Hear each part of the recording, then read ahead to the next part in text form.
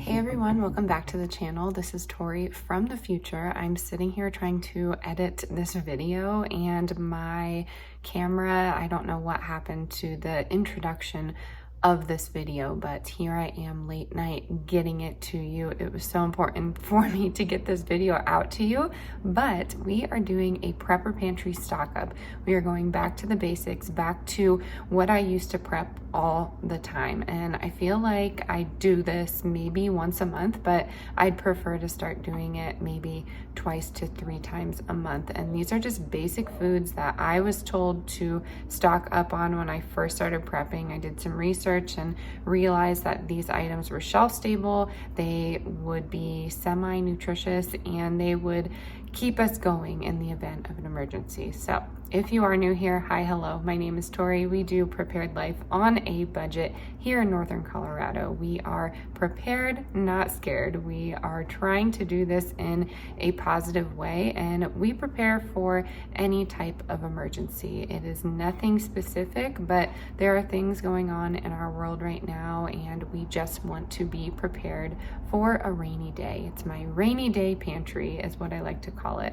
I know a lot of you are new here, and I would love it if you felt comfortable enough just introducing yourself in the comments, saying hi, hello, wherever you're from. I love getting to know each and every one of you. I am going to get you turned around and show you what I got and what I like to do with it and how I like to store it. And I'm hoping this will be helpful. I have been called upon to start doing more prepper pantry hauls that are affordable. And I hear you. I'm on a budget too. So let's get into this. All that being said, I did shop my digital coupons. I did not go into the store. I luckily had some free delivery in my area, so that's what I did. But the first thing that caught my eye was wild caught light tuna. And I don't know if I've just never noticed this from the Starkist brand, but I've never noticed it say wild caught. And these were on sale for 69 cents. Tuna and water. Of course, they have their best by date, but we like to put these in our bug out bags so they're easy to grab and go. If we're going camping, these are really nice, but my favorite is Wild Planet. And these were also on sale, but they're a little bit more pricier. I love the lemon and thyme, and sometimes they have, you know, wild caught salmon. They have chicken if you want it. But canned meat is really great just because it packs a punch for protein and it's a quick protein. I have not ventured into like canned roast beef or canned red meat or anything like that, but the tuna is delicious and the Wild Planet really has a tasty flavor. If you can get it wild caught, I would suggest doing that, but of course every fishing practice might have their flaws, so if you're into sustainable fishing, definitely look into something that fits into your mold. Next on the list, the Classico jars of sauce were on sale for $1, I think, $1.29, something like that, but they were super cheap. I noticed that Alfredo was in a smaller jar, but that's okay. If you didn't know, and if you are a canner, the Classico jars are great for reuse. So I like to use my sauce, wash it out, make sure it's nice and clean, and then you can use these to preserve food in. So you can obviously suck all the air out if you wanted to and make it shelf stable in that way, or if you are an avid water bath canner or pressure canner, rebel canner, whatever you like to do in your kitchen, the Classico jars are awesome because they reseal. And I've had an incredible seal rate with most of these jars. So if you know any other brands that also do that, let me know in the comments below. But I really enjoy the sauce too. It's not terribly bad for you back here. I don't think it has any weird seed oils. Nope, it does not. The only thing that I see on here that could be of an issue would be the sugar. It's just high in sugar and of course some high in sodium, but if I'm not making my own, I'm buying store-bought, and there's nothing wrong with that, especially when you want to have it on your shelves. So we got an Alfredo, a regular, and then I got some vodka sauce. And then I just noticed this is sweet basil, so that's probably why it's so sweet, sugar content wise. But yeah, it really doesn't matter what kind of sauce you have on your shelf, just as long as you have some sort of flavor for some of these items. At first, when I started prepping, I had rice, beans, and pasta, and I was good to go. I didn't even have any canned proteins yet. I was just like, this is gonna be amazing. And it was not. No, when I was rotating my pantry, I'm like, wow, these foods are super bland. And in the event of an emergency, would it work? Sure. But I wanted to add some flavor. So that's what we're doing with these simmer sauces. Of course, there's your basic dried spices, which I love to grow in the garden, dehydrate, and then keep in large jars like this one when it's all cleaned out. But flavor is often forgotten about in a prepper pantry, and I love these sauces. They're just so easy to throw in there in a pinch. So let me know your favorite flavor seasoning for your prepper pantry. Perhaps I have forgotten something. I definitely have some curry sauce down there and enchilada sauce. That's a good one as well.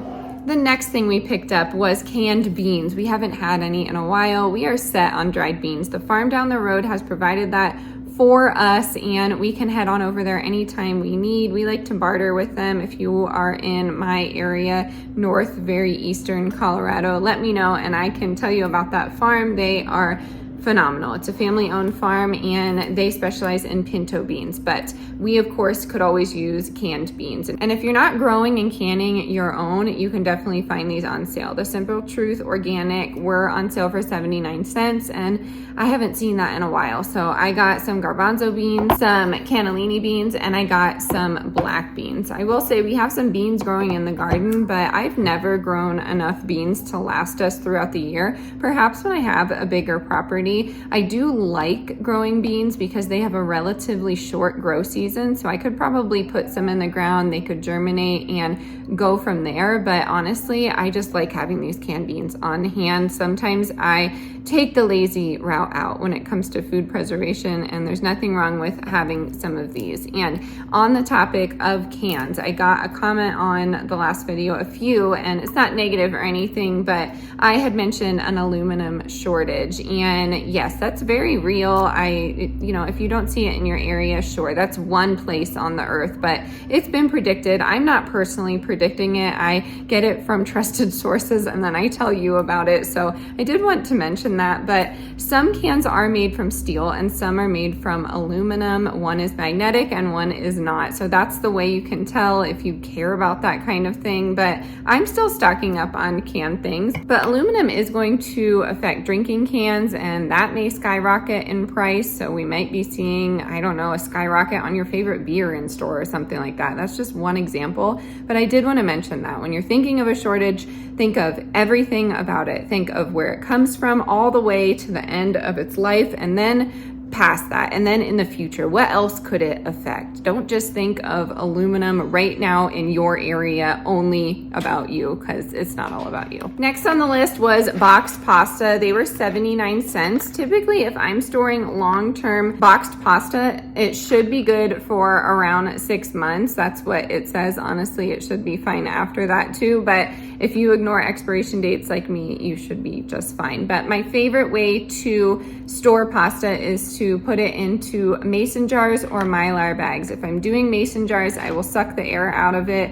And if it's enriched, I will typically use an oxygen absorber in there just because, I don't know, just for some extra safety. And then that will definitely last you 2 years and beyond. Pasta is one of those things that lasts for a very long time. But if you are looking at some of these ingredients and it's not just flour, water, salt, whatever is in this, then perhaps think about putting some sort of oxygen absorber in there. That's just me. I wouldn't store anything with dairy in it long term in a jar like that. But again, totally, if you are freeze drying it, maybe like making your own and freeze drying it, that should be fine. But yeah, boxed pasta is super cheap and filling, and it's easy to store. So we're always stocking up on that. I got about 5 boxes of those and they were pretty picked through, I will say that. So that's when, you know, your mind goes to, oh no, a food shortage. But that was a really great sale, and it's possible that the shelves were wiped out before I got there. And then last on the list was liquor. I got more liquor. My husband is out getting it for me, actually, so I fibbed a little bit, but I got 100 proof vodka, 100 proof whiskey,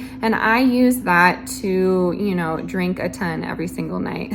That is the assumption, at least. No, I use it for tinctures. You can use it for wounds. There's a lot that you can do with alcohol that doesn't require you drinking it. I had to explain myself once again because I've gotten called out in the past. So yeah, I like to make herbal tinctures with it. I like to use it as a base for infusions, and we like to just have it on hand in case we need to barter it. If ever in the event of emergency it gets to that, I will say I'm gonna start getting a bit nervous, but at least I will have something to trade with someone, because we as a family will be good, but hey, maybe someone needs it to make their own tinctures out there. Alrighty everyone, that is gonna do it. This was my quick video of the week. I've been trying to push these videos out. I have all these ideas, but I have a newborn baby at home as well as 2 toddlers, so it's a bit tricky. Life's a bit tricky, but I know a lot of you are new. I would love it if you hit that subscribe button. Introduce yourself in the comments if you feel comfortable. I'd love to get to know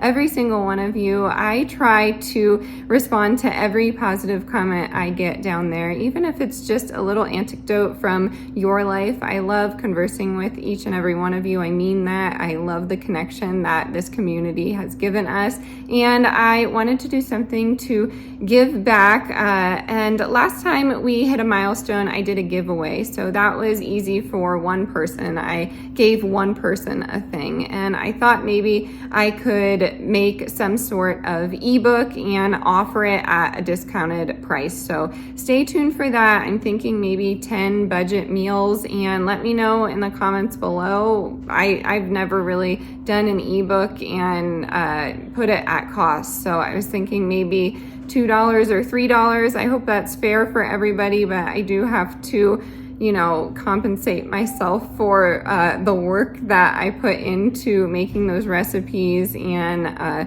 doing the photos and typing everything up. So I hope that's okay. I did want to give back, and I was hoping to do it sooner rather than later. So let me know in the comments below what you think about all of that. Again, if you're new here, introduce yourself in the comments. As always, stay adventurous, stay creative. I'll catch you on the next one. Bye, y'all.